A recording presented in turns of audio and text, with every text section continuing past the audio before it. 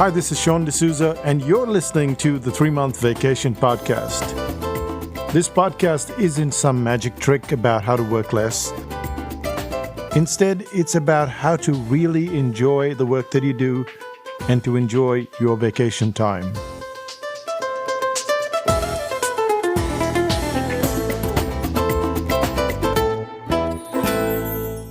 Hi, I'm Sean D'Souza, and you're listening to the 3-Month Vacation.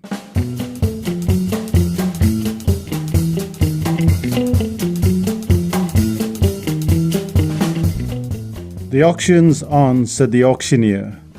Would you give $520,000 for this house? I've got $520 now, $525. The bid is at $530. Would you give $550? The year was 2005. We had decided to buy a 3-bedroom house in Auckland because we wanted to separate our work from our home. It seemed like a good idea to have a separate residence and a dedicated workplace. We thought it might be even a good idea to hire staff. And that's why we were in the middle of this auction. Except for one tiny fact. The auctioneer wasn't having a good time. It seemed like just one person was bidding. For about 5 to 7 minutes, there was a spurt of bidding, many voices, and then suddenly, the only voice you could hear repeatedly was my own. The situation might have seemed pretty bizarre to someone who was standing around because I was bidding against myself.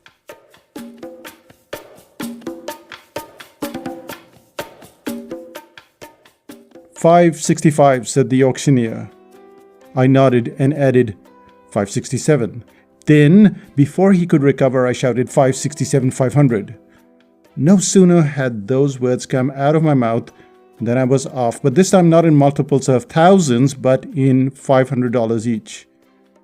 Potential buyers must have been in a bit of a tizzy. Only a fool would keep increasing his own price, they must have thought to themselves. But there I was, moving steadily ahead, bidding $500 at a time.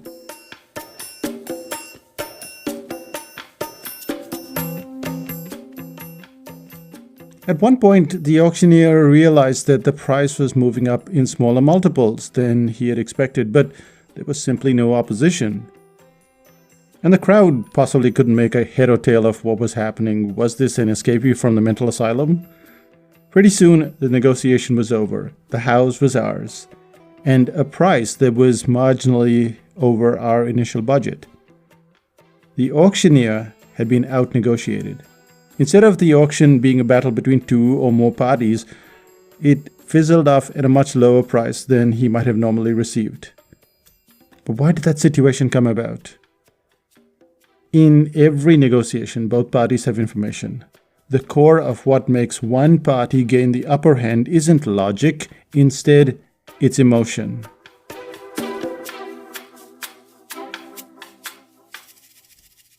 Two weeks ago, I started listening to a book that I'd bought way back in late November, but then we went on our vacation to Sri Lanka shortly after, and I didn't do anything. I just had catching up to do. However, I had an interview with the author Chris Voss, and I was taken up with the concepts that he brought up on the call. I was so excited, in fact, that I started listening to the book shortly after. And this is what this series is all about. It's a look into the book called Never Split the Difference. Negotiating as if your life depended on it. And it's co-written by Chris Voss and Tal Raz. It's important to mention both Voss and Raz because they're both outstanding. We'll start with Voss because he has a wealth of experience. He's the author. He has real-life experience with murderers, bank robbers, terrorists. They're the kind of people who demand a ransom and casually murder people. Voss walks us right through the minefield of ego and terror and emotion. However, Tal Raz, is the writer or the co-writer, and as a result, this book is spectacular. I rarely marvel at a book structure because by and large, books tend to be more information, which get very tedious. However, this book is masterful in the way it has been constructed. It brings up a concept, explains the concept, tells a story, gives examples. And then it goes on to succinctly summarize the contents of the chapter.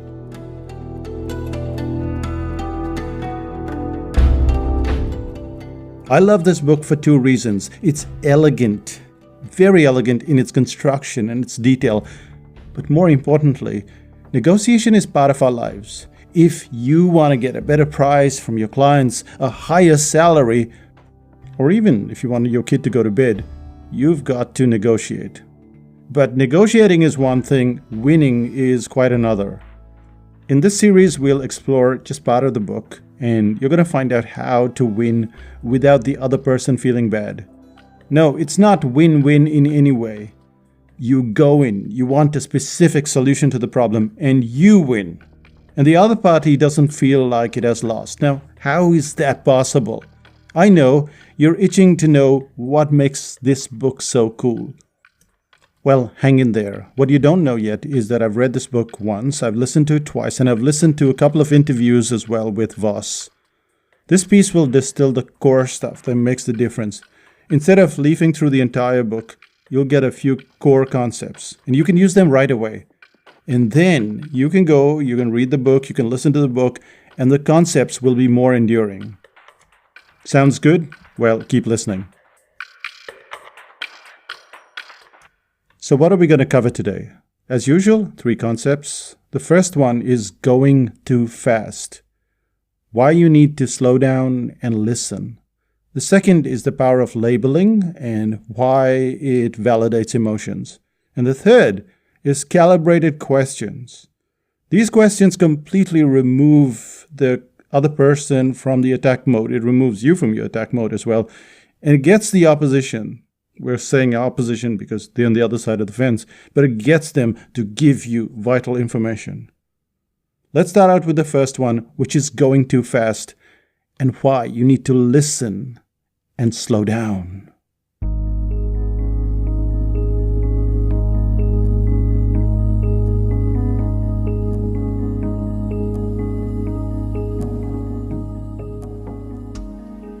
About a year ago, our hedge was the bone of contention with the neighbors. Sure, we'd got the house for a very decent price at the auction, but with it came a hedge. And we loved this hedge. It was 4 or 5 meters high. Every now and then we'd get the hedge guys to trim it because it got unruly. But it was always this very respectable height, and this gave us our privacy. But more importantly, we could look into a sea of green instead of looking at somebody else's house with their grungy shed on the other side. Then last year, on 2 separate occasions, something happened that would permanently change our view. And it all happened while we were away on vacation.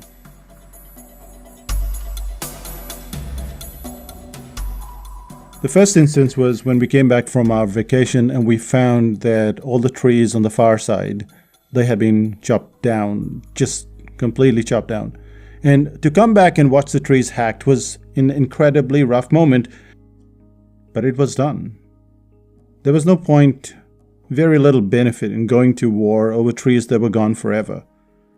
However, the next time we were away, the entire hedge was hacked, and this time to what she considered to be a legal height of 2 meters. And that's the way it seemed to stay. What's interesting about this whole hedge and tree episode is that the neighbor wasn't aggressive to begin with. If anything, she was overly helpful. We had a storm, our TV antenna had got ripped off in the storm, it was on the top of our roof. She took the trouble to call us and to tell us that there was a problem. And so what happened was she had gone from this person who was helpful and nice to us to some kind of terrorist on the other side of the fence. And author Chris Voss would say, it's a listening problem. And he goes back all the way to 1979. And in Cambridge, Massachusetts, there's this thing called the Harvard Negotiation Project, and that's where it was formed. The goal was to improve negotiation results so that people could be in a better position to take on stuff like peace treaties and business mergers, and I suppose the occasional hedge. as a result of the discussions at Harvard, the co-founders of the project came out with a book, and you've probably heard of this book. It's called Getting to Yes. They mostly seemed to discard the unreliable primal animal instinct, and they said, okay, let's do this more rationally. Let's be friends. Let's fix this together. And that's what they wrote, that book called Getting to Yes. And yet the FBI, who Chris Voss was a part of, they weren't getting consistent results. Whenever they went through their negotiations, they weren't getting the results that was espoused in the book. Now, the deals might have worked out perfectly in the boardroom, where there was this rational approach, but with the FBI, it was ending in a bloody mess when it came to terrorists and hostage situations. Which is when two of the most decorated FBI negotiators, Fred Lansley and Gary Nosner, started asking a simple question. Their question was directed to 35 of the most experienced law enforcement officers, and the question went like this. How many had dealt with a classic bargaining situation where problem solving or logic was the best technique?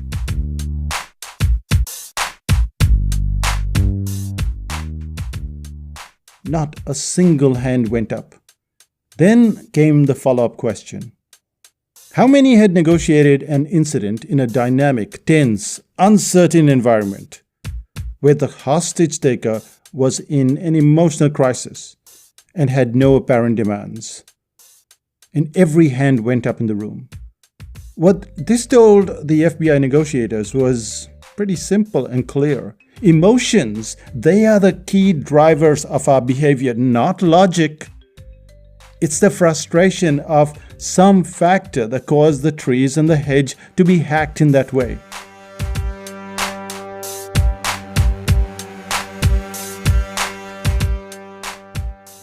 We thought we could be logical, we could define our borders, we could do all that stuff, but no, that's not how it works. Emotion takes over. So we have to step over and we have to listen. Listening, says Voss, is the cheapest, most effective concession we can make to get the other person onto our side. When people feel listened to, they listen to themselves more carefully. Notice that line again. They listen to themselves more carefully. They almost do a double take evaluating the strangeness of their demands. The jagged defensiveness, it goes way down. And they're keen to help instead of simply barging in with their demands. The goal of negotiation is to stop acting like a goat. Instead, always move towards the other side. What does the other side need? What are their monetary needs? What are their emotional needs? What are their other needs? Who do they report to? What constraints are they working with?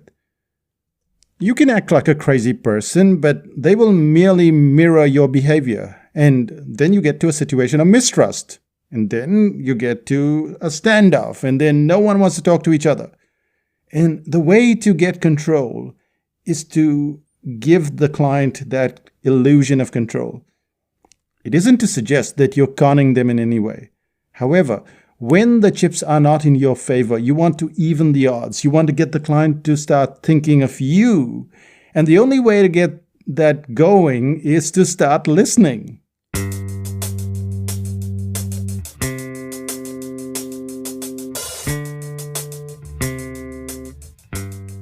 When both parties want to row the boat in opposite directions, it looks like there's absolutely no solution.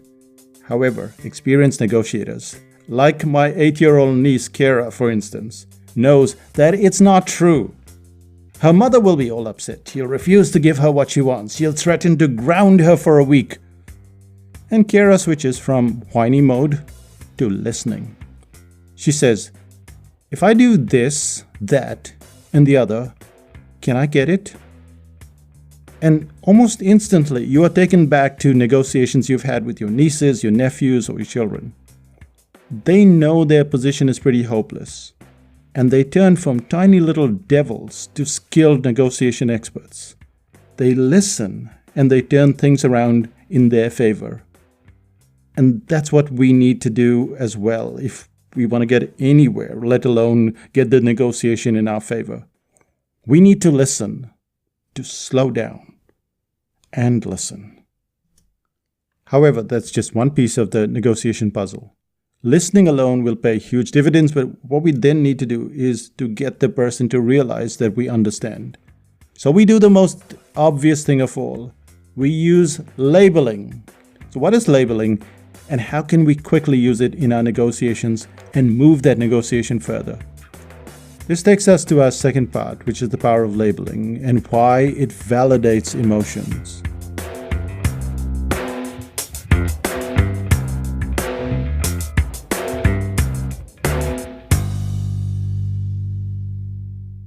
Ever seen how some presenters start their speech when they get on stage? They might say something like, "Good morning, everyone. It's good to be here. It's a wonderful morning, isn't it?" And while all of this sounds like adorable banter, it's missed out on a significant opportunity to get right into the audience's emotional state. Audience members aren't sitting around to discuss the weather, and neither is the person that's across the table from you. While you don't have to be businesslike, it's best to get the person across the table to know that you're on their side. Most people always talk about themselves, and here's where you can run a little test. Tomorrow morning, tell your partner how you didn't sleep too well. Almost immediately, he or she is likely to ask you a question or two, but that conversation will swing rapidly to their sleep patterns. They'll tell you how they didn't sleep or how they slept well. And this is what happened. People are so obsessed with their issues that they fail to realize how quickly they take over that discussion. Now imagine you talk about their sleep patterns instead. You're not talking about your sleep. See what I mean? Immediately, two people are talking about precisely the same thing. Suddenly, you're the best conversationalist ever.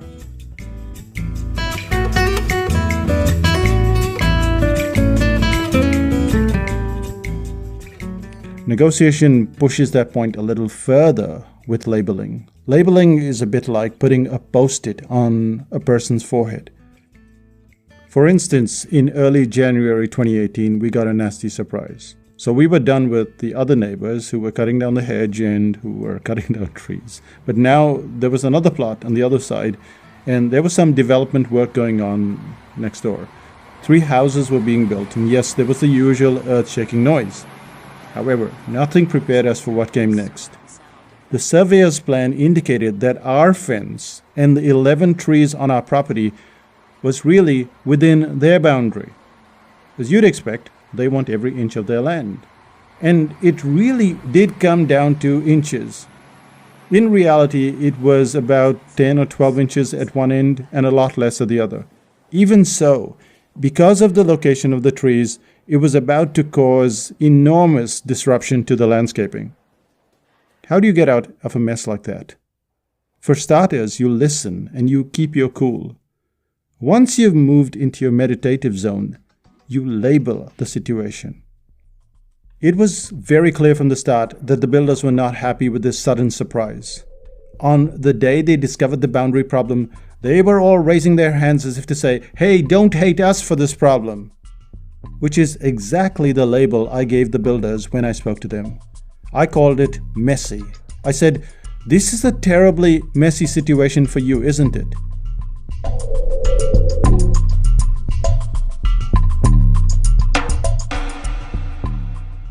Think about that label for a minute. Normally, we'd be likely to say something like, "This is a big issue for us. The trees are getting cut down. The fence is going to be destroyed." We'd go on and on about our own problems, which have absolutely nothing to do with them. No. That kind of nonsense won't get you very far.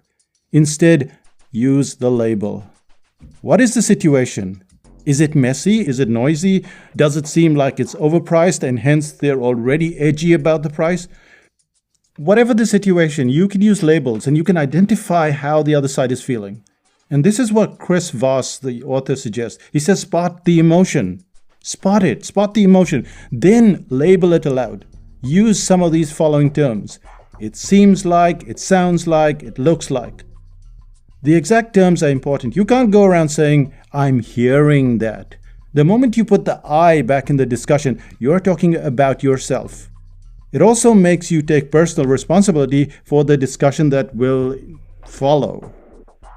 and things may go horribly wrong. However, it seems like, it feels like, it sounds like. That's kind of a situation where you're giving the other side a chance to speak.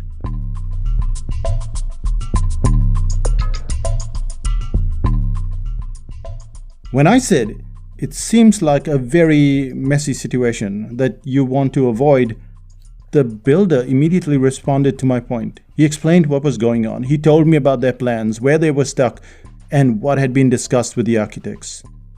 The information wasn't particularly important to the situation, but in many cases, the smallest bit of information is of extreme value. But what if the other person disagrees? What if you said, "It seems like you're uncomfortable with the high pricing," and then they disagree? You can always step back. You can say, "I didn't say that was that way. I just said it seems like that."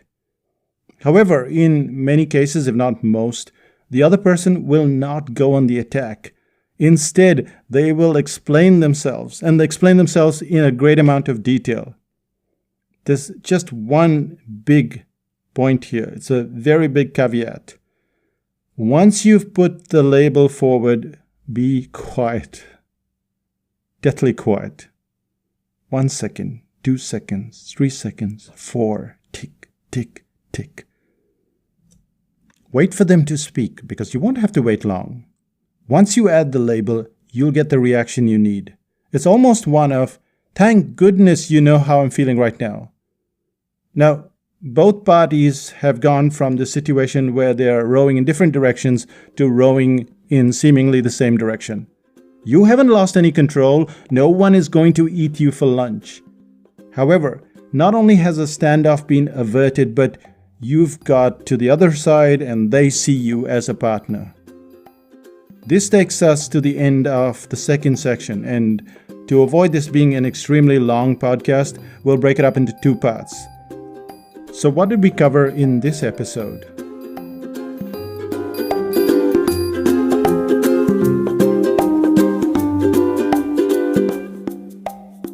We started out with the concept of how you need to negotiate, and one of the main things that people do is they go too fast. They don't slow down, they don't listen, they always have their point of view. It's very, very hard to get the other side to agree with you if you're going to give your point of view. So you always need to listen to the other side. You need to slow down. That's the first thing that we learned in this episode. The second thing that we learned was moving that whole discussion forward. Once you start listening to them, they automatically see you as, "Hey, this is a person that's very reasonable. We can talk to them." But we still have to get that discussion forward. We still have to get to the end of the negotiation, or rather to the middle of the negotiation. And that's when we start labeling. We label the emotion that they are feeling. Let's say that they feel that their price is too high. You say, "It seems like you feel like your price is too high," or "It seems like you're in this messy boundary situation." What you're doing is you're looking at the emotion, because you can feel that emotion. You can feel when they are feeling edgy and upset, and you label that emotion. And when you label that emotion, you go really quiet.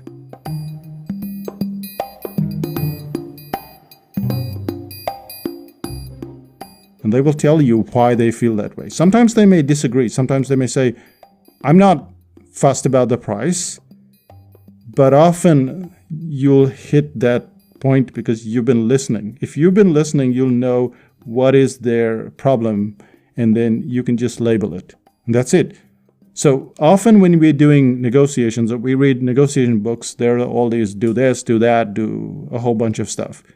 And what I've tried to do here is distill it so that we don't have to go through a lot of stuff. And luckily or unluckily, I had this situation where the trees were being cut down and the hedge was a problem, and another 11 trees were going to get cut down. And so I had a chance to go through it, which is why I can tell you that it really works. You listen, you label, you keep quiet. There's not a lot to remember there. And just say, "It seems like, it feels like, it sounds like," and you've got that under control. That takes us to the end of this podcast, but we can continue it in the next podcast. and then we'll see how we round up the whole situation and you get your way and they get their way, and it's not win-win. It's just how it is. That brings us to the end of this podcast. Let's find out what's happening in psychotactics land.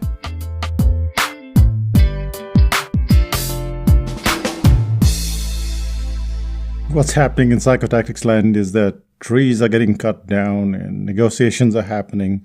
But other than that, we also have an article writing course coming up. Now, we don't do the live version of the article writing course very often. And this year, in 2018, we are doing the live version, and there's also the home study. And people often ask, what's the difference between the two? Well, I think it's obvious, but not everything is obvious. And the difference is that the live version is online, and it's conducted by me, and you're in a forum, and you give in your assignment, and then I tweak the assignment, and then you tweak your assignment, and then I do it again. And so we go through this whole thing of writing and fixing on a constant basis. And this is over 3 months. You don't get a lot of sleep. That's why it's called the toughest writing course in the world. But you know what? It's guaranteed. It's guaranteed to give you a skill, not to give you more information and more videos and more bonuses, 25 bonuses that you are not going to do anything with. So that's the live course. That's full on. You have to show up 5 days a week. But here's what the difference is between this course and any other course. You know, it took me probably 6 to 8 years before I could be comfortable with writing an article. We have to compress that in 3 months. And that's what we achieve, what we've been achieving since 2006. So we've done lots of article writing courses along the way. And now I do them infrequently. They take a lot of toll on myself, and of course, they're going to take a toll on you. But at the end of it, we're going to see you as an article writer, writing articles that are way better than a lot of the 3 ways to do this and 4 ways to do that and 4 hacks and stuff like that you see online.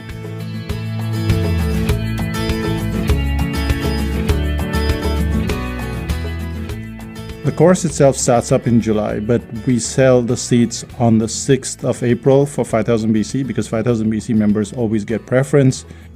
And on the 7th of April, if there are any seats left for psychotactics for the general public. So 6th and 7th of April, depending on whether you're a 5000 BC member or not. And then if you decide, wait, this course is not something that I want to do. I want to do the home study. I want to do it in my own time. Then on the 12th of April, you can go out there and purchase the home study. And again, you have to be on the waiting list. It's not like you can just waltz in and buy a product like you do with most courses online. I know it's very odd. We're called psychotactics for a reason. We like to filter out the people that do our courses, and that keeps it really good for you and keeps it good for us. So 6th of April, 7th of April, that's for the live course. 12th of April, that's for the home study.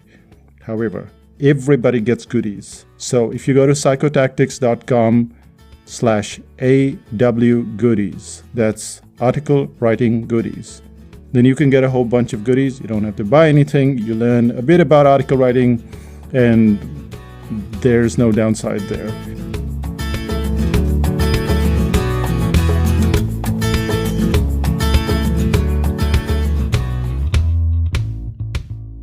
So you can read all the information when you sign up for the goodies. You can read about the live course. You can read about the home study. And that's pretty much what's happening in psychotactics land. Other than that, as I mentioned, 5000 BC. 5000 BC is a great place to be, full of introverts. You ask questions, you get answers from me. And you will not find another membership site where the owner takes as much effort or time to answer the questions that you have. This is probably, maybe not probably, maybe it is the uniqueness of 5000 BC. And you'll find that out for yourself. So join 5000 BC. That's one of the benefits, that you get the answers, but there are also other benefits. You get reports like vanishing reports, which you don't see outside 5000 BC. And if you want to do a course like the cartooning course or the article writing course or any workshop, then 5000 BC members always get preference. And in a way, that's a good thing, don't you think? So that's me, Sean D'Souza, saying bye for now from this very hot summer's day in Auckland. Bye-bye.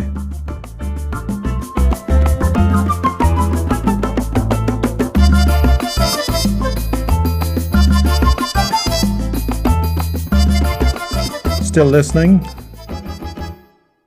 Recently, I've had a sort of infatuation with Instagram. So for years, people have said, why don't you put your cartoons on Instagram? Why don't you put your stuff on Instagram? I'm like, okay. And this is like a repeated story. People say, why don't you get onto blogs? Why don't you get onto YouTube? Why don't you get onto Facebook? And now it was Instagram. Anyway, so I was in this group, Facebook group, which is for people that draw their cartoons every day, and they posted there. It's called Everyday Matters. And someone said, I would love to see your cartoons every day on Instagram. And I don't know, maybe that tipped me over, but I went over to Instagram, and this time I figured out how to use the app. Now, I'm very good at computers. I love computers, but the only app on the planet that completely foxed me every time I tried to use it was Instagram. Don't ask me why. I just am telling you, confessing here, that I couldn't figure out the Instagram app. And this time when I went there, they didn't change anything, but I figured it out. Now I take pictures of food every single day because I'm cooking food every single day at about 10:30 in the morning and then in the evening. So we have lots of food here in Auckland, and I was posting them to Facebook for years on end. Might as well put it on Instagram. So we started up a channel called 6 Spices and a Pressure Cooker. I haven't sent this out to the email list, or I haven't put it on Facebook and told anybody else. So it's growing organically, which is good. But remember, the point of getting on Instagram was to put up those drawings that I do every day. And so I had to go and find some other channel. And I went looking for Sean D'Souza. And there again, that's pretty bizarre. You would have thought that somebody took the name Sean D'Souza because of like Sean D'Souza 456, Sean D'Souza 89743, but Sean D'Souza, which is mine, and I didn't take it before. It was there for the taking, so I took it, and that's where all the moleskin drawings, the watercolors that I do every day, they're all sitting at Sean D'Souza.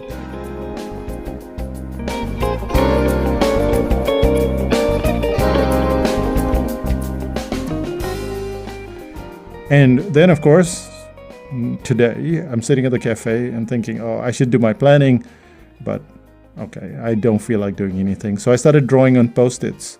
Not a physical Post-it, but a Post-it on my iPad Pro. And I did 3-4 of them, and I was enjoying myself. So that was the Psychotactics channel, or will be the Psychotactics channel, with cartoons on Post-its. Nice sayings. Not the kind of sayings that you're used to, not necessarily inspirational, but taking a little dig at what's happening in the marketing world. And sometimes inspirational, I don't know. We'll see how that goes. But these are the 3 channels on Instagram. The first is Sean D'Souza. That's easy enough for you to remember. Psychotactics, again, easy enough for you to remember. And finally, 6 Spices and a Pressure Cooker. How could you forget that? That's me, Sean D'Souza, saying bye for now. We'll see you in 5000 BC. Bye-bye.